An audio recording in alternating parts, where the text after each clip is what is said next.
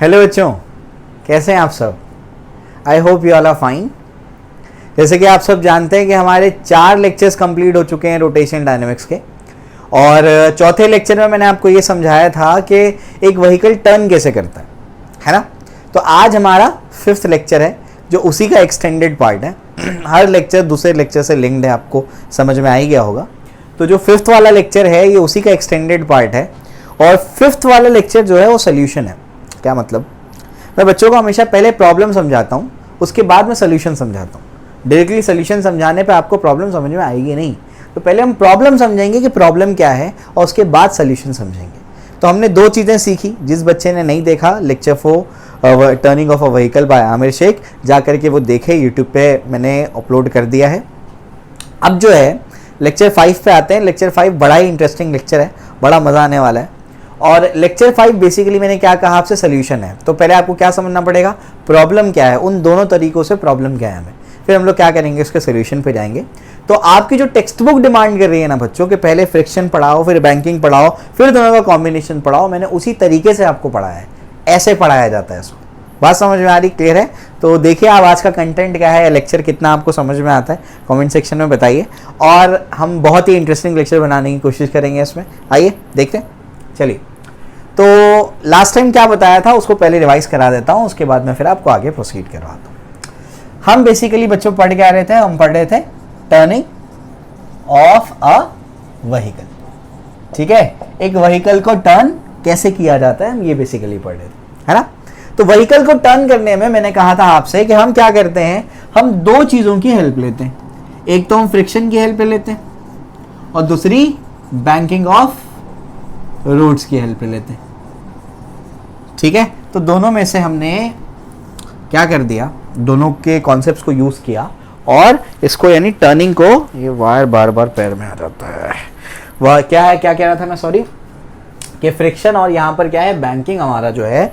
तो फ्रिक्शन जो है इसकी हेल्प से हम लोग कैसे टर्न करेंगे, और बैंकिंग की हेल्प से कैसे टर्न करेंगे, लास्ट लेक्चर में मैंने आपको डिटेल में बता दिया है। इसके नोट्स में इंस्टाग्राम पे अपलोड कर चुका हूँ, जा करके आप देख सकते हैं। डिस्क्रिप्शन और कमेंट लिंक में दोनों में आपको लिंक दे दूंगा, वहाँ से जा करके आप स्टोरी पे क्लिक करके सारे नोट्स को क्या कर दीजिए, उसका फोटोग्राफ ले लीजिए। उसका PDF ही बनाया है मैंने, तो और वो आप जा करके उस पर जैसे ही फोटोग्राफ्स लेंगे तो सारे स्क्रीनशॉट से आपको नोट्स मिल जाएंगे। ठीक है, आइए। तो मैं कहाँ पर था, यहाँ पर थे कि फ्रिक्शन और बैंकिंग ऑफ रोड्स की हम लोग बात कर रहे थे कि बेसिकली हम लोग किस तरीके से क्या करेंगे, व्हीकल को टर्न करेंगे। तो फ्रिक्शन और बैंकिंग के हेल्प से टर्न करते हैं। तो फ्रिक्शन के हेल्प से जब टर्न करते हैं तो वेलोसिटी जो है बच्चों उसकी रेंज आती है। क्या रेंज आती है, 0 से लेके √μ/r/g, ये इसकी रेंज आती है। मतलब क्या कि अगर आप गाड़ी को टर्न करवाना चाहते हैं और आप सिर्फ फ्रिक्शन के हेल्प से टर्न करवाना चाहते हैं, तो आप 0 से लेके √μ/r/g इतनी रेंज तक सेफली क्या कर सकते हैं, टर्न कर सकते हैं। क्या मतलब हुआ, चलो μ/r/g का वैल्यू मान लो पुट कर दिया, कुछ मैंने 0.1 कुछ 1 कुछ वैल्यू पुट कर दिया मान लो मैंने। तो ये पुट करने के बाद इसका कुछ वैल्यू आया, मान लो 180 आया या 100 आया, मान लो कितना आया, 100 आया। मतलब क्या कि जब हमने √μ/r/g का वैल्यू पुट किया किसी पर्टिकुलर सिचुएशन में कि रोड और टायर के बीच में म्यू कितना है, वो रेडियस ऑफ कर्वेचर कितना है और जी कितना है, 3 वैल्यू को पुट किया तो 100 वैल्यू आ गया मान लो। तो उस सिचुएशन में जब कार टर्न करेगी तो कार 0 से लेके 100 तक की कोई भी स्पीड में सेफली टर्न कर जाएगी। थ्योरेटिकली यही होता है, बताया था मैंने आपको कि 0 से लेके 100 तक की कोई भी स्पीड में क्या हो जाएगा, वो सेफली टर्न कर जाएगी।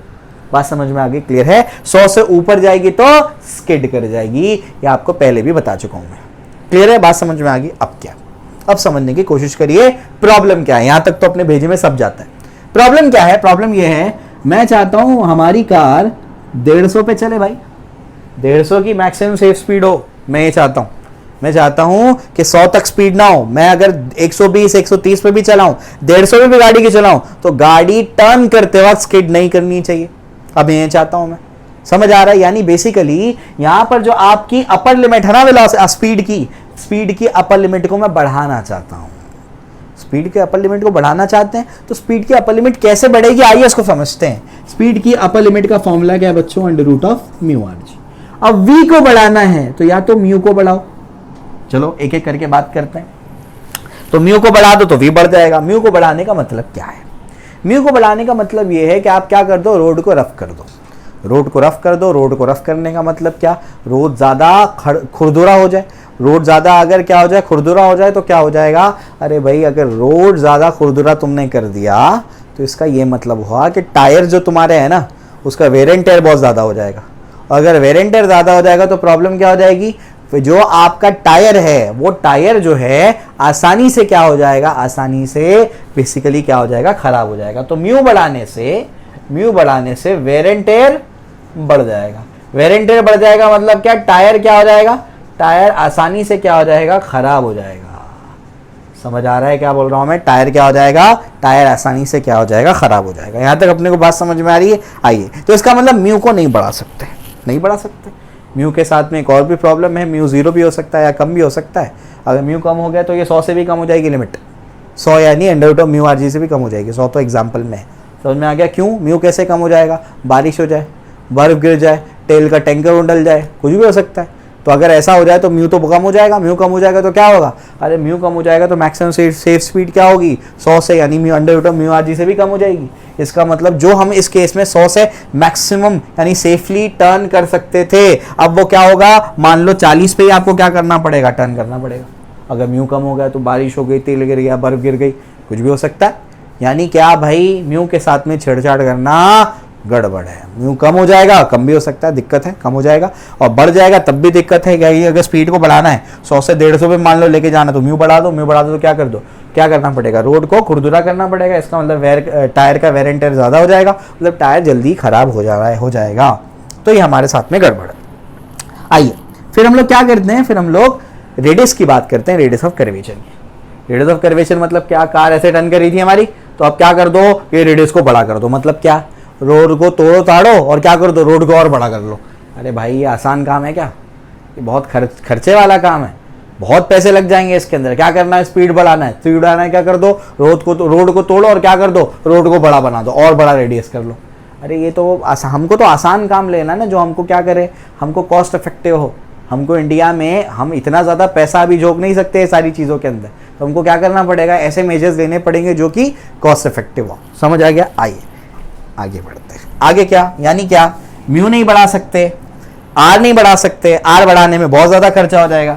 जी पे तो आपका कोई कंट्रोल है ही नहीं, acceleration due to gravity, gravity को क्या कर लोगे तुम, कुछ नहीं कर सकते।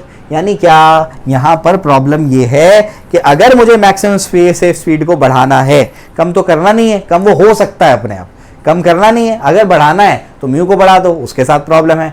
आर को बढ़ा नहीं सकते, बहुत खर्चे वाला है हमारे साथ में ये सिचुएशन, और जी पे तो हमारा कोई कंट्रोल है ही नहीं। तो इसका ये मतलब हुआ कि बेसिकली सिर्फ फ्रिक्शन से हमारी कहानी नहीं चलने वाली। तो हम किस पे गए, ठीक है भाई, फ्रिक्शन से पूरा काम नहीं बन रहा, तो आओ बैंकिंग पे चलते हैं। तो बैंकिंग के साथ में भी देखते हैं कि बैंकिंग के साथ में इश्यूज क्या है। बैंकिंग के साथ में आपको ये बताया था मैंने कि यहाँ पर स्पीड की कोई रेंज नहीं है बच्चों।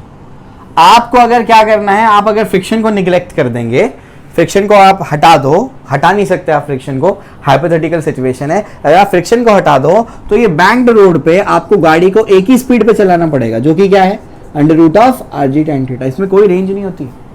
तो इसमें तो सबसे बड़ा इशू यही है कि आप क्या कर सकते हैं, स्पीड आप चेंज ही नहीं कर सकते, आपको कांस्टेंट स्पीड पे चलाना पड़ेगा। अरे इसका ये मतलब हुआ कि मान लो कोई ब्रिज बनाया और ब्रिज स्लिपरी है और हमने उसको बैंक करके बना दिया और हमने सब गाड़ी को ये बोल दिया कि तुम सब क्या करो, 100 किलोमीटर पर आवर पे चलो। अरे पॉसिबल है क्या, सब गाड़ी कैसे 100 किलोमीटर पर आवर पे चलेगी, ये पॉसिबल ही नहीं है, ये इम्पॉसिबल केस है। तो हाइपोथेटिकल सिचुएशन है। तो इसकी प्रॉब्लम तो ये है कि ये बोलता है कांस्टेंट स्पीड पे चलो, जो कि पॉसिबल ही नहीं है, सब कैसे कांस्टेंट स्पीड पे चलेंगे। ठीक है, चलो भाई, तो ये जो है इम्प्रैक्टिकल हो गया बैंकिंग ऑफ रोड्स। लेकिन बैंकिंग ऑफ रोड से एक हमको फायदा होता है। क्या फायदा होता है, देखो ध्यान से, कि यहाँ पर मैंने आपसे कहा ना v = under root of mu r g, ये फ्रिक्शन वाला फॉर्मूला है, फ्रिक्शन में मैक्सिमम सेफ स्पीड। तो म्यू कभी भी 0 हो सकता है, म्यू कभी भी 0 हो सकता है। मैंने कहा ना, तेल गिर जाए, बारिश हो जाए, बर्फ गिर जाए तो क्या हो जाएगा, म्यू 0 हो जाएगा। तो इसका ये मतलब हुआ कि फ्रिक्शन धोखेबाज फोर्स है भाई, कि अगर ये सब तेल वेल गिर गया तो क्या होगा, सिर्फ फ्रिक्शन की हेल्प ले लेंगे तो क्या होगा, म्यू 0 हो गया। म्यू 0 हो गया तेल गिरने से, तो क्या होगा, गाड़ी टर्न ही नहीं कर सकती। समझ आ गया। लेकिन जब हम बैंकिंग की बात करते हैं तो बैंकिंग में हमको सेंट्रीपिटल फोर्स कौन प्रोवाइड करता है, बताओ जरा। ये नॉर्मल रिएक्शन है तो centripetal force n sin theta provide करता है। n sin थीटा तो नॉर्मल रिएक्शन है, नॉर्मल रिएक्शन नॉर्मल रिएक्शन कभी भी जीरो नहीं होगा। ध्यान रखना है आपको, नॉर्मल रिएक्शन कभी भी जीरो नहीं होगा। क्यों नहीं जीरो होगा? अरे नॉर्मल रिएक्शन कॉन्टैक्ट फोर्स है, गाड़ी हवा में थोड़ी उड़ना शुरू हो जाएगी। समझ आ रहा है क्या बोल रहा हूं मैं? तो इसका मतलब यहाँ पर एक फायदा है। क्या फायदा है? कि यहाँ पर जो सेंट्रीपिटल फोर्स प्रोवाइड कर रहा है वो कौन प्रोवाइड कर रहा है? N sine theta. और N sine theta normal reaction. Normal reaction कब लगता है? जब एक बॉडी दूसरे बॉडी के कॉन्टैक्ट में होती है। कार रोड के कॉन्टैक्ट में तो लगेगा नॉर्मल रिएक्शन। बात समझ में आ गई? क्लियर है ना? चलो भाई, ये भी अपने को समझ में आ रहा है। ठीक है, तो यहां पर कुछ फायदे हैं। क्या फायदे हैं? एक आपको रेंज मिल रही है। यहां पर कुछ फायदे हैं। क्या फायदे हैं? कि आपको फ्रिक्शन पे डिपेंडेंट नहीं होना पड़ेगा। फ्रिक्शन तो धोखेबाज है ना भाई, कभी भी तेल वेल गिर जाएगा तो फ्रिक्शन खत्म हो जाएगा। बात समझ में आ रही है? तो यहां पर कुछ फायदे मिल रहे हैं, यहां पर रेंज मिल रही है और यहां पर फ्रिक्शन की डिपेंडेंसी से हम बरी हो जा रहे हैं। समझ आ गया? यानी हमको दूसरा भी एक फोर्स मिल जा रहा है जो क्या करेगा? आपको सेंट्रीपिटल फोर्स की रिक्वायरमेंट को फुलफिल करेगा। ठीक है, तो यहां पर कुछ फायदे हैं, कुछ नुकसान है। यहां पर कुछ फायदे हैं, कुछ नुकसान है। समझ आ गया? तो हमने क्या सोचा? हमने अपना दिमाग लगाया। हमने अपना दिमाग लगाया और ये सोचा कि क्यों ना हम दोनों के कॉम्बिनेशन को यूज करके गाड़ी को टर्न कराएं। तो ये बड़ा इफेक्टिव तरीका है जो कि बच्चों आज का हमारा मुद्दा है। समझ आ रहा है? ठीक है ना? तो आज मैं आपको यही समझाने वाला हूं कि टर्निंग ऑफ अ व्हीकल, लेकिन with the help of banking and friction. समझ आ गया? तो आपको ये क्लियरली समझ में आना चाहिए आज के लेक्चर में कि हम बैंकिंग और फ्रिक्शन दोनों से क्या कर सकते हैं, दोनों को यूज करके व्हीकल को टर्न करा सकते हैं। तो आइए, टर्निंग ऑफ अ व्हीकल, लेकिन मैं क्या क्या इस्तेमाल कर रहा हूं? Banking plus friction. समझ में आ गया? जिस पैटर्न से आपको मैं पढ़ा रहा हूं उस पैटर्न को अगर कोई बच्चा अच्छे से पढ़े, कोई लेक्चर्स को प्रॉपर्ली फॉलो करे, उसके भेजे में आराम से जाएगा कि क्या चल रहा है। बिल्कुल सिस्टमैटिकली पढ़ा है मैंने कि पहले फ्रिक्शन से समझो, फिर बैंकिंग से समझो, फिर हम लोग दोनों का कॉम्बिनेशन देखेंगे। समझ आ रही बात? आइए फिर इसको समझने की कोशिश करते हैं और फर्दर चलिए देखते हैं। तो turning off a vehicle with the help of banking and friction, तो इसको समझने की कोशिश करेंगे। आइए देखते हैं इसमें क्या होने वाला है। तो हम क्या करेंगे, यहाँ पर रेंज निकालेंगे। सबसे पहले रेंज कैसे निकालेंगे? यानी क्या मिनिमम स्पीड क्या होगी और मैक्सिमम स्पीड क्या होगी? क्यों? फ्रिक्शन क्या करेगा? फ्रिक्शन तो रेंज देता है स्पीड की, मतलब स्पीड की रेंज भी मिल जाएगी। समझ आ गया? वो मिनिमम तो जीरो होगी आगे जाकर के, वो बताऊंगा मैं आपको, लेकिन जैसे टेक्स्ट बुक में दिया है वैसे पहले एक्सप्लेन करता हूँ। तो फ्रिक्शन से रेंज मिल जाएगी और बैंकिंग से फ्रिक्शन के अलावा एक और सेंट्रीपिटल फोर्स मिल जाएगा। तो आइए हम लोग क्या करते हैं, हम लोग रेंज निकालने की कोशिश करते हैं। उससे पहले मैं कुछ और चीज़ आपको बताऊं फ्रिक्शन के बारे में। अगर किसी बच्चे को नहीं पता तो बेसिक इतना एटलीस्ट पता होना चाहिए कि अगर किसी बॉडी पे हमने क्या कर दिया, एफ फोर्स लगाया एम मास की बॉडी पर, तो अगर इस पर एफ फोर्स लगाते हैं तो फ्रिक्शन कहाँ लगेगा? फ्रिक्शन इधर पे लगेगा। समझ आ रहा है क्या बोल रहा हूँ? स्टैटिक फ्रिक्शन कहाँ लगेगा? उल्टा लगेगा। मतलब क्या? जहां पर भी रिलेटिव मोशन की टेंडेंसी होती है, यहाँ पर भी रिलेटिव मोशन होने की टेंडेंसी होती है। रिलेटिव मतलब एक दूसरे के ऊपर स्लाइड करेंगे तो ये कहाँ जाना चाहता है? ये आगे जाना चाहता है। फ्रिक्शन उसके अपोजिट डायरेक्शन में लगता है। फ्रिक्शन अपोजेस द मोशन नहीं, friction opposes the relative motion. याद रखने का, फ्रिक्शन अपोजेस द मोशन नहीं होता है। क्या होता है? Friction opposes the relative motion. जब भी ये ब्लॉक इस सरफेस पे स्लाइड करने की कोशिश करेगा तो यहां पर रिलेटिव मोशन की आ जाएगी टेंडेंसी। समझ में आ गया? एक ऑब्जेक्ट दूसरे पे स्लाइड करने की कोशिश कर रहा है तो जिस डायरेक्शन में टेंडेंसी होगी उसके अपोजिट डायरेक्शन में क्या लगेगा? फ्रिक्शन। और अगर मैं यही फोर्स ऐसे लगा दूं, यही एम मास का ऑब्जेक्ट है और इधर पे अपन क्या कर देते हैं, यहां पर फोर्स लगा देते हैं, तो अब बताइए, पहले फ्रिक्शन इधर लग रहा था, अब भी इधर नहीं, अब नहीं लगेगा, अब इसकी टेंडेंसी इधर जाने की है तो फ्रिक्शन इधर लगना शुरू कर जाएगा। बात समझ में आ रही? इसीलिए आपके स्टैटिक फ्रिक्शन को क्या कहा जाता है? स्टैटिक फ्रिक्शन को कहा जाता है सेल्फ एडजस्टिंग फोर्स। क्या कहते हैं उसको? Self adjusting force. क्लियर है? बात समझ में आ रही है? तो यहां पर ये क्या है? आपका सेल्फ एडजस्टिंग फोर्स है बच्चों। बात समझ में आ गई? क्लियर है? तो आइए इसको अभी थोड़ा सा और समझने की कोशिश करते हैं। तो ये आपको समझ में आ गया होगा कि जिस डायरेक्शन में रिलेटिव मोशन की टेंडेंसी होगी उसके अपोजिट डायरेक्शन में क्या लगेगा? फ्रिक्शन लगेगा, स्टैटिक फ्रिक्शन। ठीक है? तो ये दो चीजें आपको पता होनी चाहिए। ठीक, उसके बाद आगे बढ़ते हैं। आगे क्या है देखिए ध्यान से। तो पहली तो मैंने आपको बताया कि यहाँ पर रेंज मिलेगी और दूसरा फ्रिक्शन का डायरेक्शन के बारे में बता दिया, क्योंकि पूरा डेरिवेशन जो है फ्रिक्शन के डायरेक्शन पर ही बेस्ड है। तो सबसे पहली चीज बच्चों हम लोग क्या निकालेंगे? वी मिनिमम निकालेंगे। क्या निकालेंगे? वी मिनिमम मतलब मिनिमम स्पीड। मिनिमम स्पीड मतलब क्या, मिनिमम सेफ स्पीड, समझ में आ गया। कितनी मिनिमम स्पीड से वो क्या कर सकता है, वो टर्न कर सकता है। समझ आ रहा है क्या बोल रहा हूँ मैं, कितनी मिनिमम स्पीड से वो क्या कर सकता है, टर्न कर सकता है। समझ में आ गया। इससे कम स्पीड होगी तो बैंकिंग के लेक्चर को जाकर के देखो, बताया था मैंने कि जब आप बैंक करते हैं आप ये मिनिमम स्पीड जितनी भी स्पीड है कितनी थी, under root of r g tan theta, इससे आपने कम स्पीड कर दी तो वो नीचे आने की टेंडेंसी रखेगा, वो नीचे की तरफ स्लिप होगा। और इससे ज्यादा स्पीड रखी तो क्या होगा, ऊपर जाने की कोशिश करेगा। मैंने दोनों एस्पेक्ट से आपको समझाया है, वो जाकर के उसको अच्छे से देखिए, डिटेल में पढ़ाया मैंने आपको, ठीक है। चलिए भी, तो यहां पर अब क्या, अब जो है समझने की कोशिश करो कि हम क्या कर रहे हैं। अब ध्यान दीजिए, मैं क्या करूंगा, मैं कार को एक पॉइंट मास से रिप्लेस कर दूंगा जो कि हमने माना है इसे। समझ आ रहा है क्या बोल रहा हूं मैं। जो ओवर टर्निंग का पार्ट है उसमें टॉर्क वगैरह लगेगा, मैं वो रोटेशन में कराऊंगा। मैं यहाँ भी करा सकता हूँ उसको, लेकिन एक्चुअली इसकी जगह रोटेशन में है तो उसको रोटेशन में कराऊंगा। बेंडिंग ऑफ अ साइक्लिस्ट वो भी मैं आपको रोटेशन में कराऊंगा, तो बेफिक्र रहिए, ठीक है। जो आपकी येलो बॉक्स में दिया हुआ है आपकी बुक में, ठीक है। तो ये आपका क्या है, ये आपका इंक्लाइन प्लेन है, उसको आपने क्या कर दिया, थीटा एंगल से क्या कर दिया, ऐसे उठा दिया। समझ आ गया। पता है ना, फ्लैट रोड होता है, एक साइड पे आप माल भरते जाते हैं तो क्या होता है ना, ऐसे मटेरियल भरने से एक साइड से क्या हो जाएगा, रोड उठ जाएगा, हम उसी को क्या बोलेंगे, बैंकिंग। बैंकिंग हो गई, समझ आ गया। अब उसके बाद बच्चों आइए, ये आपकी कार है, मैंने कहा था कार को उसके सेंटर ऑफ ग्रेविटी या सेंटर ऑफ मास से रिप्लेस कर दो, तो ये आपका क्या है नॉर्मल रिएक्शन, नीचे आपका क्या है mg। समझ आ गया। अब जो है कार आपकी जो टर्न कर रही है, वो आपको समझाने के लिए मैं एक एक्सिस ले लेता हूँ।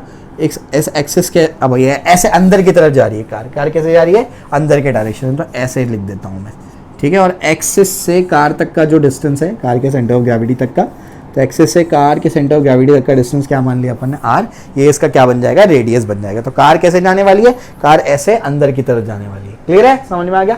अब बाहर की तरफ ले लो, कोई दिक्कत नहीं है, दोनों भी चलेगा, ठीक है। तो हमारे पास क्या है, हमारे पास ये जो है, हमारे पास ये नॉर्मल रिएक्शन है, नीचे क्या है, mg है, नहीं ये जो आपको समझ में आता है, ठीक है। लास्ट टाइम भी आपको बता दिया था मैंने। अब क्या, ये जो है मिनिमम स्पीड से चल रहा है, यही मुझे निकालना है। तो मैं मान लेता हूं कि हमारी जो कार है वो किससे चल रही है, मिनिमम स्पीड से। अब मुझे बताओ, अगर मिनिमम स्पीड से चल रही है तो अगर थोड़ी सी भी स्पीड कम हो जाती है तो वो किधर जाएगा। मैंने क्या कहा था, जो स्पीड से चल रहे हैं उससे कम स्पीड हो गई तो कहां जाने की कोशिश करेगा, नीचे। समझ आ रहा है क्या बोल रहा हूं मैं, क्यों, अरे भाई n sin थीटा ज्यादा हो जाता है, mv² कम हो जाता है सेंट्रीफ्यूगल फोर्स, वो बताया था मैंने लास्ट लेक्चर में, आप देख सकते हैं उसको जाकर के, ठीक है। तो यहाँ पर तो मैं इनर्शियल फ्रेम से करूंगा, यहाँ पर कोई खड़ा है उसके हिसाब से मैं कर रहा हूँ, दोनों से आप कर सकते हैं, आपकी मर्जी, मैं इनर्शियल से कर देता हूँ, ठीक है ना। तो यहाँ पर मुझे बताइए, इसके तो दो कंपोनेंट होंगे, ये थीटा है तो मैंने बताया था ये थीटा होगा और ये भी थीटा होगा, लास्ट टाइम पूरा प्रूफ किया है मैंने, आप जाकर के देख सकते हैं उसको, ठीक है। तो ये बताइए ये कौन सा कंपोनेंट, जिसका थीटा लगाया ना बच्चों वो हमेशा कॉस कंपोनेंट होगा। देखिए n ये है, n के इसके साथ में थीटा लगाया तो कॉस कंपोनेंट, तो ये क्या बच गया, ये हो जाएगा साइन का। बोल यहाँ भी थीटा है, अरे n के साथ में थोड़ी थीटा है, n के साथ का थीटा ये है। समझ आ रहा है क्या बोल रहा हूँ मैं, ये आपका क्या है, n है, ये ऐसा है, ये ऐसा है, तो ये n है ना, तो n के साथ में थीटा है तो ये क्या हो जाएगा, n cos थीटा। अगर ये थीटा n के साथ में यहाँ होता तो ये क्या हो जाता है, n cos थीटा, वो क्या हो जाता है, n sin थीटा। क्लियर है, तो ये ट्रिक है याद रखने की इसको। अब ये n sin थीटा हो गया। अब मैंने आपसे कहा कि मिनिमम स्पीड से वो मान लो चल रहा है, वही अपने को निकालना है। अब इससे थोड़ी सी भी कम स्पीड हुई तो उसकी टेंडेंसी कहाँ होगी, नीचे जाने की टेंडेंसी होगी। जब उसकी टेंडेंसी नीचे मूव करने की होगी तो बताओ फ्रिक्शन कहाँ लगेगा, ऑपोजिट डायरेक्शन में। यही समझाना है मुझे आपको। समझ आ गया, पूरा फ्रिक्शन का खेल है यहाँ पे, कि यहाँ पर जब क्या होगा, मिनिमम स्पीड से चल रहा है, इससे थोड़ी सी भी स्पीड कम हो गई, इससे कम नहीं हो सकती, लेकिन अगर थोड़ी सी भी कम हो गई तो क्या होगा, थोड़ी सी, मिनिमम मतलब क्या, कम से कम, इससे ज्यादा तो हो सकती है, इससे कम नहीं हो सकती, इससे थोड़ी सी भी कम होगी तो वो कहां जाएगा, नीचे के डायरेक्शन में जाएगा। मतलब फ्रिक्शन कहां लगेगा बच्चों, यहां लगेगा फ्रिक्शन, ये आपका फ्रिक्शन लगेगा। बात समझ में आ रही है। चलिए फिर आइए इसको समझने की कोशिश करते हैं। फ्रिक्शन को तोड़ो, उसके कंपोनेंट बनाओ, एक इधर ये डायरेक्शन में, एक ये डायरेक्शन में। देखो ये थीटा है तो ये वर्टिकली अपोजिट है, तो ये भी क्या हो जाएगा, थीटा। फ्रिक्शन के ये वाले के साथ में थीटा लगाया, मतलब ये क्या हो जाएगा, एफ कॉस थीटा, और ये वाला क्या हो जाएगा, एफ साइन थीटा। समझ आ गया, सब कुछ इसके एफबीडी पर निर्भर है। एफबीडी आता है, डेरिवेशन बाएं हाथ का खेल है, एफबीडी नहीं आता है गड़बड़ कर दोगे। समझ आ रहा है क्या बोल रहा हूं मैं, तो क्या करने का, एफबीडी की प्रैक्टिस। समझ आ रहा है, चलो भाई आओ। अब क्या, मैंने आपसे क्या कहा था, मैंने आपसे कहा था कि कार जो है वो ऐसे टर्न कर रही है। कार कैसे टर्न कर रही है, ऐसे टर्न कर रही है। तो मुझे बताइए, जब वो ऐसे टर्न कर रही है, ये उसका सेंटर है, ऐसे टर्न कर रही है, तो सेंटर की तरफ कौन सा फोर्स है, एन साइन थीटा, उसको काटने वाला कौन है, एफ कॉस थीटा, मतलब n sine theta minus f cos theta मिलकर के क्या करेंगे, सेंट्रीपिटल फोर्स प्रोवाइड करेंगे। तो देयरफॉर मैं कहूंगा कि n sine theta minus f cos theta, क्योंकि अपोजिट डायरेक्शन में है, ये दोनों मिलकर के क्या प्रोवाइड करेंगे, सेंट्रीपिटल फोर्स प्रोवाइड करेंगे। बात समझ में आ गई, क्लियर है बच्चों, इसको 1 दे देने का, क्लियर, समझ में आ गया। आइए आगे बढ़ते हैं, आगे क्या, अब ये दोनों का जो कॉम्बिनेशन है वो क्या प्रोवाइड, किसको बैलेंस करेगा, mg को। देखो ध्यान से ना, ये इधर तो मूव नहीं कर रही गाड़ी, गाड़ी ऐसे हवा में उड़ गई, क्या नहीं उड़ी, इसका मतलब क्या, इसका ये मतलब हुआ कि n sine theta n cos theta plus f sine theta क्या प्रोवाइड, किसको बैलेंस कर रहे हैं, mg को। तो देयरफॉर मैं बोलूंगा n cos theta plus f sine theta is equal to क्या होगा, mg, और ये आपका क्या है, 2 है। समझ आ गया, ठीक है ना। अब कुछ नहीं बचा बच्चों, ये बस इसको डिवाइड करने का, डिवाइडिंग 1 इंटू को डिवाइड कर दो। बाकी तो कैलकुलेशन है, पूरा नोट्स में बताया, मैं कर देता हूँ कैलकुलेशन, फिक्र नहीं करने का, सब समझाता हूँ मैं। तो ये आपके पास क्या बताइए, एन साइन थीटा माइनस क्या है, माइनस है आपके पास एफ कॉस थीटा, ये क्या है एन कॉस थीटा प्लस ये क्या है f sine theta is equal to m v square by r divided by ये क्या है एम जी, एम और एम क्या हो गया कैंसिल, ये क्या हो गया v square by r g. Clear है, बात समझ में आती है। अब उसके बाद आगे बढ़ते हैं, आगे क्या है इसके बाद देखिए ध्यान से, ये तो अपने को समझ में आ रहा है, इसको मैं रब कर देता हूँ अभी, ठीक है ना। चलिए, आपको आई होप समझ में आ गया होगा, ठीक है, नहीं समझा तो 2-3 बार रिवाइंड करके देखो, आपको क्लियर हो जाएगा बिल्कुल, ठीक है। वैसे एक एक स्टेप डिटेल में बताया है मैंने, हर एक चीज़ को प्रॉपरली समझाया कि कहाँ से क्या आया है। तो देयरफॉर आपके पास बताइए क्या बचेगा, एन साइन थीटा माइनस क्या बचेगा f cos theta divided by n cos theta plus क्या बचेगा f sine theta is equals to क्या बचेगा v square by r g. Clear है, समझ में आ गया। अब इसके बाद आप क्या करेंगे, dividing numerator and denominator by n cos theta. बोलेंगे ये कैसे हमको समझ में आया, तो भाई जिसने डेरिवेशन किया ना उसने बहुत सोच समझ के स्टेप लिया, समझ में आ गया, ये इसका आंसर है। क्यों एन कॉस थीटा से ही करने का, एन टेन कर लो, एन टेन थीटा से अजीब से एकदम भयानक सा एक्सप्रेशन आ जाएगा। तो तुमको एक्सप्रेशन को आसान करना है ना, तो जिसने ये डेरिवेशन किया उसने बहुत सोच समझ के ये स्टेप लिया है, इस वजह से उसने ऐसा किया है। उसको बात समझ में आ गई, क्लियर है। तो बच्चों के सड़े हुए सवाल होते हैं, उसके मेरे जवाब दे दिए, ठीक है ना। तो ये बच्चे सवाल पूछते हैं कि एन साइन थीटा से कर लो, तुम्हारी मर्जी है, ठीक है ना। तो वो भयानक सा एक्सप्रेशन आएगा, वो तुमको फिर देखना पड़ेगा उसको, ठीक है। चलो आओ, तो देयरफॉर क्या होगा, देयरफॉर ये हो जाएगा n sine theta divide by क्या हो जाएगा ये एन कॉस थीटा माइनस एक है f cos theta divide by क्या हो जाएगा n cos theta is equal, denominator में क्या है n cos theta divide by ये क्या है n cos theta plus f sine theta divide by ये क्या है n cos theta is equals to v square by r g, ठीक है ना। एक एक स्टेप डिटेल में बता रहा हूँ मैं, ये डेरिवेशन आपकी बुक में खा गया है वो, मतलब पूरे स्टेप्स आपको दिए नहीं, मैं आपको डिटेल में करा रहा हूँ। स्कूल के एग्जाम के लिए इंपॉर्टेंट है, इवन नीट और जेई के लिए इंपॉर्टेंट है। नीट 2000 जहाँ तक मुझे याद है 16 में जो पेपर आया था उसमें तो मैक्सिमम स्पीड का डायरेक्ट फार्मूला पूछा गया था, डायरेक्ट फार्मूला। तो नीट के लिए भी इंपॉर्टेंट है, सीईटी लिए तो फार्मूला बेस्ड क्वेश्चंस आते ही ऑलरेडी, है ना। तो नॉर्मल रिएक्शन कैंसिल हो गया, कॉस थीटा कैंसिल हो गया, एन कॉस थीटा पूरा कैंसिल हो गया। तो बताइए बचा गया आपके पास, बच गया, देखिए ध्यान से, therefore sine theta by cos theta क्या होगा टेन थीटा और माइनस एफ बाय एन बचा है। Friction divide by normal reaction is mu, coefficient of static friction, mu S बोल देता हूँ मैं इसको, ठीक है। तो ये आपने 11th में पढ़ा है, नहीं पढ़ा है तो याद कर लेना अभी इसको।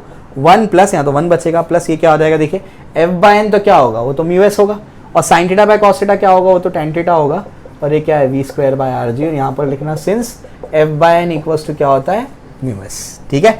चलो भी, तो देयरफॉर क्या बचा है बच्चों, देयरफॉर वी स्क्वायर क्या बचेगा आर जी और ये क्या है tan theta minus mu upon 1 plus mu S tan theta.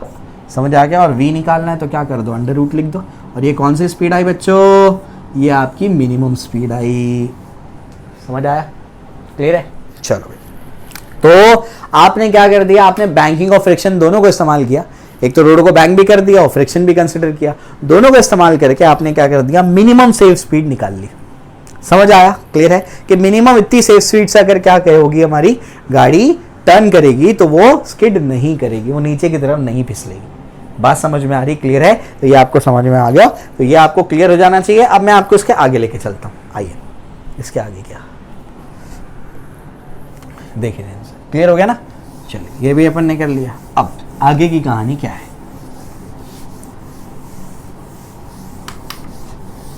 तो v मिनिमम क्या मिला बच्चों, v मिनिमम मिला अपने को, v minimum is under root of r g tan theta minus mu upon 1 plus mu tan theta. समझ में आ गया? और स्टैटिक फ्रिक्शन में आप समझ जाइए। अब सुनिए ध्यान से क्या बोल रहा हूं मैं, सुनिए ध्यान से। आप क्या चाहते हैं? आप चाहते हैं कि आपको एक स्पीड बता दी जाए कि 20 से लेकर के आप क्या करो 100 की रेंज में चलाओ। अरे 20 से कम भी तो हो सकता है, आपको भी स्पीड कम करनी पड़ सकती है, हो सकता है, ये पॉसिबल है कि आपको क्या करनी पड़े, आपको स्पीड को कम करना पड़े, ये पॉसिबल चीज़ है बिल्कुल।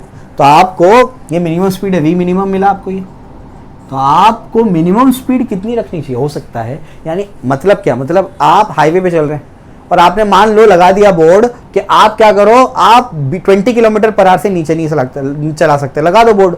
अगर गाड़ी खराब हो गई तो आप क्या करेंगे बताइए, क्या करेंगे आप? अरे पीछे वाला ठोक के चले जाएगा आपको।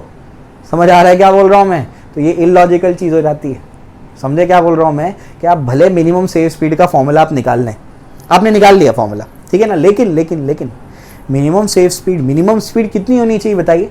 आप अपने दिमाग से सोचिए। अगर गाड़ी खराब होगी तो गाड़ी रोकनी पड़ेगी, मतलब मिनिमम स्पीड कितनी होनी चाहिए? 0। मिनिमम पे कोई रोक टोक नहीं होनी चाहिए, मिनिमम तो 0 ही होनी चाहिए, कम से कम स्पीड 0।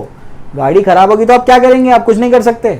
इसीलिए आप अगर रोड्स पे देखेंगे, आप अगर साइन बोर्ड देखेंगे स्पीड लिमिट का, तो 2 स्पीड थोड़ी होती है, मिनिमम मैक्सिमम, आपको सिर्फ मैक्सिमम स्पीड बताते हैं। समझ आ रहा है क्या बोल रहा हूँ मैं? क्योंकि मिनिमम स्पीड हमेशा क्या लेते हैं? 0 लेते हैं। यही आपकी टेक्स्ट बुक में लिया गया है। बहुत अच्छा किया, आपकी टेक्स्ट बुक ये सारी चीज़ें कंसिडर की हैं, पिछले सिलेबस में नहीं था ये सब। क्लियर है? बात समझ में आ गई? तो याद रखिएगा, मिनिमम स्पीड तो 0 होनी चाहिए, 20 थोड़ी होनी चाहिए। आप भले बोर्ड लगा दो, चलो मान लो बोर्ड भी लगा दिया, लेकिन अगर गाड़ी खराब होगी तो क्या कर लेंगे आप?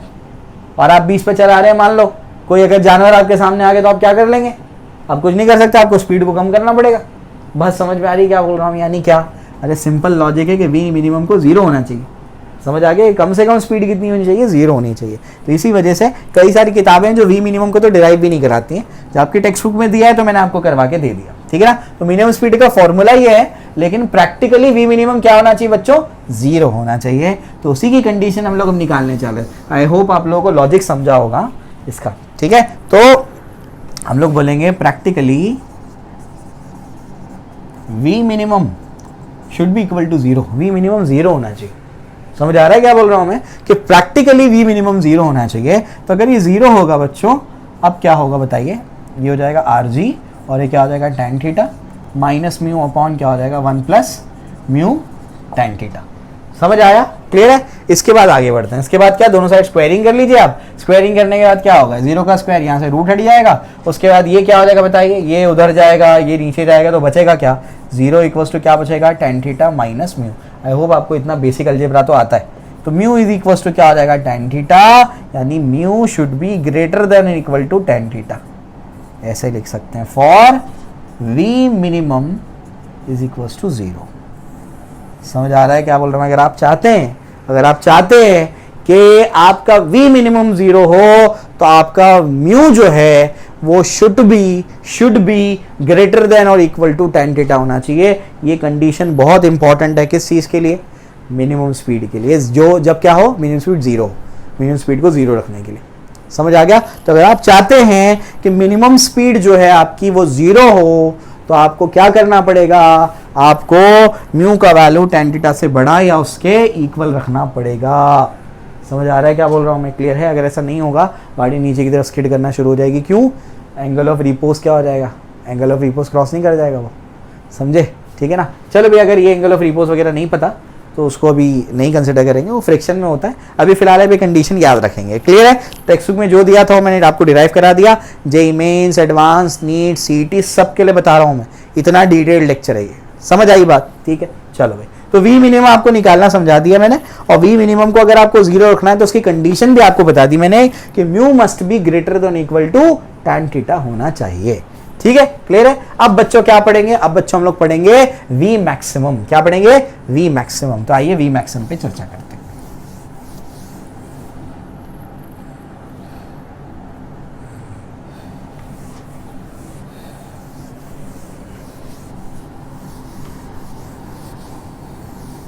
चलिए, तो अभी हम लोग क्या करने जा रहे हैं? अभी हम लोग वी मैक्सिमम के बारे में चर्चा करने जा रहे हैं। कि v मैक्सिमम यानी मैक्सिमम सेफ स्पीड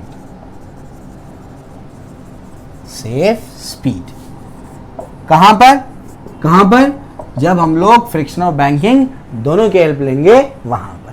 समझ आ गया? ठीक है, चलिए भी तो आइए समझने की कोशिश करते हैं इसको। तो v मैक्सिमम जो है, मैक्सिमम सेफ स्पीड जो है, ये कैसे निकालेंगे, तो इसको समझने की कोशिश करते हैं। फिर से मैं आपसे कह रहा हूं कि मैं गाड़ी को क्या मान रहा हूं, पॉइंट मास, उसके सेंटर ऑफ ग्रेविटी से उसको रिप्लेस कर चुका हूं मैं। तो ये बैंकिंग हो चुकी है, ये उसका नॉर्मल रिएक्शन, ये उसका क्या है mg, ठीक है ना। उसके बाद ये उसके क्या है, दो कंपोनेंट, और उसके बाद यहाँ पर ये थीटा, उसके बाद ये क्या हो जाएगा n cos थीटा, ये क्या हो जाएगा n sin थीटा। समझ आ गया? ये n cos थीटा, ये n sin थीटा, ये mg, ये आपका n। अब मुझे बताइए, आप मैक्सिमम से स्पीड से चल रहे हैं, ये आप मान रहे हैं, ठीक है ना। ये आपका एक्सेस है, ये आपका एक्सेस है, ये आपका सेंटर है। समझ आ गया? गाड़ी कहाँ जाएगी, गाड़ी अंदर की तरफ टर्न करेगी, ऐसे टर्न करेगी, तो गाड़ी ऐसे टर्न करने वाली है। समझ आ गया? अब जो आप जो स्पीड से आप टर्न कर रहे हैं ना, वो मैक्सिमम सेफ स्पीड है आपकी, यानी इससे ज्यादा स्पीड होगी, इससे ज्यादा स्पीड होगी तो ये कहाँ जाएगा, इससे ज्यादा स्पीड होगी तो वो बाहर की तरफ फेंक जाएगा। तो फ्रिक्शन बताइए कहाँ लगेगा, जब ये बाहर की तरफ फेंक जाएगा तो फ्रिक्शन अंदर के डायरेक्शन में जाएगा। ये बताया था मैंने, ज्यादा स्पीड से हो गई तो क्या होगा, वो बाहर की तरफ फेंकने की कोशिश करेगा, तो फ्रिक्शन यहाँ लगेगा। ये थीटा है बच्चों, तो ये भी क्या हो जाएगा, थीटा। बताइए इसके दो कंपोनेंट बनाओ फ्रिक्शन के, फ्रिक्शन का ये थीटा लगा है तो क्या बोलेंगे, एफ कॉस थीटा, और ये क्या हो जाएगा, एफ साइन थीटा। एफबीडी बनाने आ गया तो हो गया काम। समझ आ गया? क्लियर है? चलिए भी, तो आपको पता है अब क्या होने वाला है। ऐसे गाड़ी टर्न करेगी तो सेंटर की तरफ बताइए कौन से दो फोर्स लग रहे हैं, n sine theta, f cos theta. क्या प्रोवाइड करेंगे, सेंट्रीपिटल फोर्स। समझ में आ गया? तो हियर हम लोग क्या बनेंगे, n sine theta plus f cos theta, दोनों मिलकर के क्या प्रोवाइड कर रहे हैं, m v square by r, ठीक है ना। और साथ साथ में n cos theta minus f sine theta आएगा, क्यों, क्योंकि अपोजिट डायरेक्शन में माइनस क्या हो जाएगा, f sine theta is equal to क्या हो जाएगा, एम जी। इसको 1 बोल दो, इसको 2 बोल दो। क्लियर है? अब जो है आगे बढ़ते हैं। आगे क्या है इसके बाद देखिए ध्यान से। अब मैं क्या कर देता हूँ, दोनों को डिवाइड कर देता हूँ। डिवाइड करने पे क्या होगा, देयरफॉर ये क्या आपका एन साइन थीटा प्लस ये क्या है, f cos theta divided by ये क्या है, एन कॉस थीटा माइनस क्या है, ये f sine theta is equal to क्या है, m v square by r divide by क्या है, एम जी। एम और एम क्या हो गया, कैंसिल, ठीक है ना। तो ये क्या बचेगा, v square by r g. समझ में आ गया? सेम वही कहानी है। आप एन कॉस थीटा से फिर डिवाइड करो उसको, एन कॉस थीटा से डिवाइड करने के बाद क्या होगा बताइए जरा, एन कॉस थीटा, तो एन और एन क्या हो गया, कैंसिल हो गया। समझ आ गया? एन और एन क्या हो गया, कैंसिल हो गया। अगर ये एन एन कैंसिल हो गया, sine theta by cos theta क्या होगा, टेन थीटा हो जाएगा। एफ बाय मी एन क्या हो जाएगा, म्यू हो जाएगा। कॉस थीटा कैंसिल हो जाएगा, तो बचेगा क्या, ये मैं पूरा फाइनल एक्सप्रेशन लिख देता हूँ, वी इज इक्वल टू, आप खुद से सॉल्व कर सकते हैं। आई थिंक पूरा सेम प्रोसीजर है। पहले वाला पार्ट अगर समझ में आ गया तो वैसे इसको भी कर सकते हैं, सेम तरीका।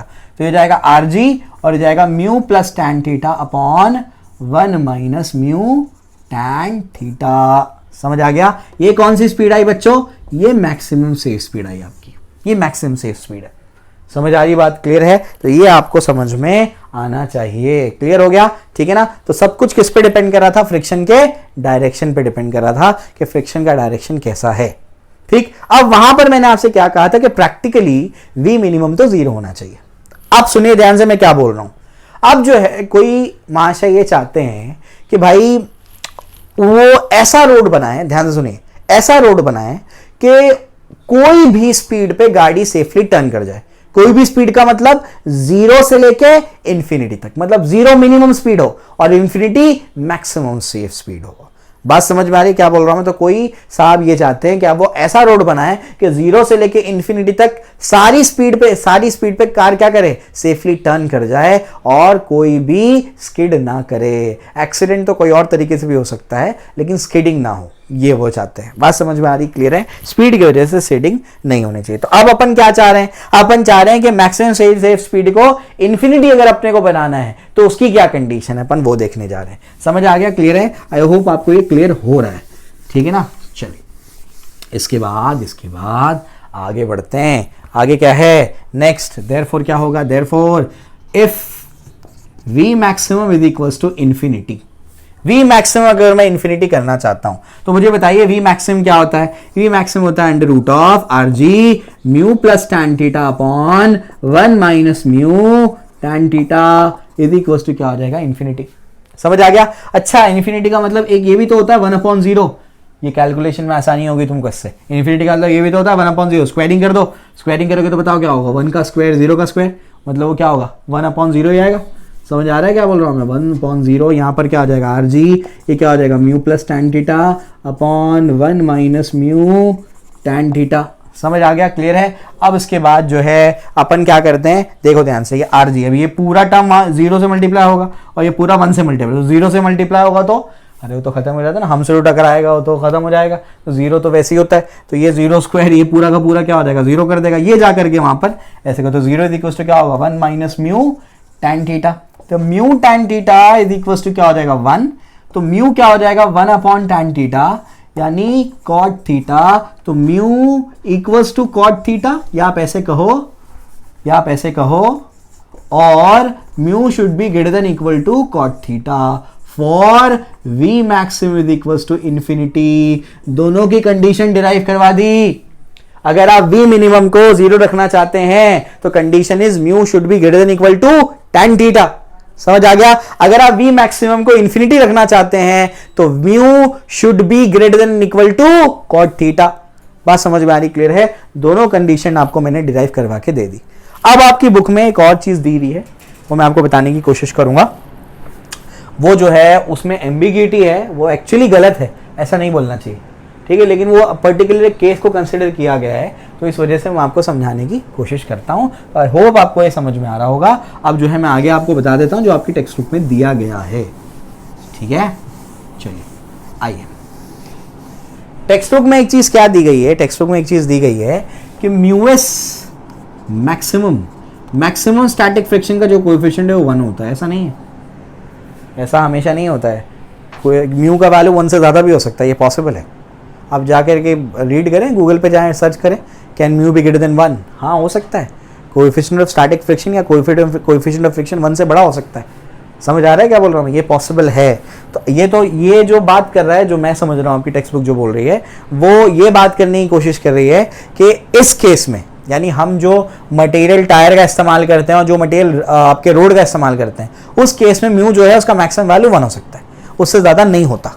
समझ आ रहा है क्या बोल रहा हूँ मैं? उससे ज़्यादा वैल्यू नहीं होता है, इस वजह से ये केस कंसिडर किया गया है। लेकिन अगर टेक्स्ट बुक ये बोल रही है कि जनरली ऐसा होता है कि म्यू जो है वो 1 से ज़्यादा नहीं हो सकता, तो ये गलत बात है। म्यू का वैल्यू 1 से ज़्यादा हो सकता है। एचसी वर्मा इस बात को मानते हैं, एचसी वर्मा के प्रॉब्लम में मिलेगा आपको ऐसा। समझ आ रहा है क्या बोल रहा हूं मैं? ठीक है ना? तो ये जो है आपकी जो टेक्स्ट बुक में दिया गया है उसको कंसिडर करके मैं यहां पर लिख देता हूं। तो म्यू का वैल्यू क्या होता है कॉट थीटा, है ना? वी मैक्सिमम इन्फिनिटी अगर रखना है तो उस केस की बात कर रहा हूं मैं। तो theta should be equal to क्या होगा कॉट इनवर्स ऑफ 1। 1 कब आता है 45 डिग्री पे, तो थीटा इक्वल्स टू 45 डिग्री, मतलब क्या theta must be greater than equal to क्या हो जाएगा 45 डिग्रीज। समझ आ रहा है क्या बोल रहा हूं? मतलब क्या अगर आप ये चाहते हैं कि आपकी जो मैक्सिमम सेफ स्पीड हो आपके हाईवे पे वो इन्फिनिटी हो, कोई भी स्पीड पे क्या करे वो सेफली टर्न कर जाए, तो आपको बैंकिंग कितने पे करना पड़ेगा 45 डिग्री। समझता है 45 डिग्री क्या होता है? ये होता है 45 डिग्री। इतने पे तो लोग डर जाएंगे, इतने पे आप कार चलाएंगे तो लोग डर जाएंगे। समझ आ रहा है क्या बोल रहा हूँ मैं? और यहाँ पर मिनिमम सेफ स्पीड का भी इंपॉर्टेंस आ जाएगा। वहां पर 0 नहीं रख सकते आप, क्योंकि आपने अगर स्पीड को कम किया वो नीचे की तरफ स्लाइड कर जाएगा। समझ आ रहा है क्या बोल रहा हूँ मैं? तो ये मतलब प्रैक्टिकली पॉसिबल नहीं है। 45 डिग्री का इंक्लिनेशन बहुत होता है, 45 डिग्री या उससे ज़्यादा का इंक्लिनेशन रखना पड़ेगा आपको। क्या करने के लिए? वी मैक्सिमम को इन्फिनिटी रखने के लिए। अरे भाई उतना अगर इंक्लिनेशन रखें और गाड़ी अगर मान लो बीच में खराब होगी तो क्या करोगे तुम? बीच में अगर गाड़ी खराब हो गई तो खराब होगी मतलब रुक गई, ये फिसल के नीचे सीधा खाई में चली जाएगी। समझ आ रहा है क्या बोल रहा हूँ मैं? तो इस वजह से प्रैक्टिकली ऐसा कुछ नहीं किया जाता है। 45 डिग्री बहुत बड़ा एंगल है। समझ आ रहा है कि आप तो बहुत थोड़ा सा करते हैं, इतना सा आप क्या करते हैं उसको उठाते हैं। समझ आ रहा है क्या? बैंकिंग में इतना ही रोड उठाया जाता है, 45 डिग्री तो बहुत ज़्यादा हो गया। समझ में आई बात? क्लियर है? तो आई होप आपको मैंने ये क्लियर कर दिया पूरा टॉपिक, ठीक है ना? तो देखिए आपको कितना क्या समझ में आ रहा है। जो नहीं समझ में आता कमेंट सेक्शन में बताइए, और आगे के लेक्चर्स के लिए मैं पूरी कोशिश कर रहा हूँ जल्द से जल्द आपके लिए बनाते जाऊँ। नोट्स मैंने ऑलरेडी बना दी है, अच्छे से उसको पढ़िए, अच्छे से प्रिपेयर करिए। इतने कॉम्प्रिहेंसिव लेक्चर्स दे रहा हूँ कि NEET, JEE, boards, entrance, CET सब बेसिकली यानी सारी चीज़ें क्या हो रही हैं आपकी कवर हो जा रही हैं। प्रॉब्लम्स भी कराने हैं, प्रॉब्लम्स भी हैं इससे रिलेटेड, वो भी करवाऊंगा मैं, आप लोग बेफिक्र रहिए उसमें भी। आगे जो है इसके बाद के जो लेक्चर्स होंगे, उसके बाद के लेक्चर्स में अभी हम लोग क्या करेंगे, जो वेल ऑफ डेथ है या वॉल ऑफ डेथ है उसको कंप्लीट करना है, वर्टिकल सर्कुलर मोशन को कंप्लीट करना है, ये 2-3 छोटे छोटे पार्ट्स हैं उसको कंप्लीट करना है। जो आपके ब्लू या ग्रीन येलो बॉक्सेस में जो दिए हुए हैं उसमें आई थिंक ये दिया हुआ है कौन सा, ओवर टर्निंग, टॉपलिंग नहीं, वो गलत वर्ड है, over turning off a vehicle, ये अपने को समझना है। लेकिन मैं चाहता हूँ कि मैं उसको रोटेशन में कराऊँ, क्योंकि उसमें टॉर्क का पार्ट जो है आप लोग को 11th में करा दिया जाता है। 11th में बच्चा वैसे ही गोल होता है, किधर पड़ता है, तो मैं आपको टॉर्क का पार्ट कराते हुए रोटेशनल मोशन कराऊंगा और उसी में आपको ओवर टर्निंग कराऊंगा, तभी वो ज़्यादा अच्छे से क्लियर होगा। आई थिंक आपको क्लियर है, समझ में आ गया। तो आई होप आपको लेक्चर समझ में आया होगा। अच्छे से पढ़िए, अपने दोस्तों के साथ शेयर करिए और ज़्यादा से ज़्यादा लोगों को इससे फ़ायदा उठाने का मौका दीजिए। Okay, thank you.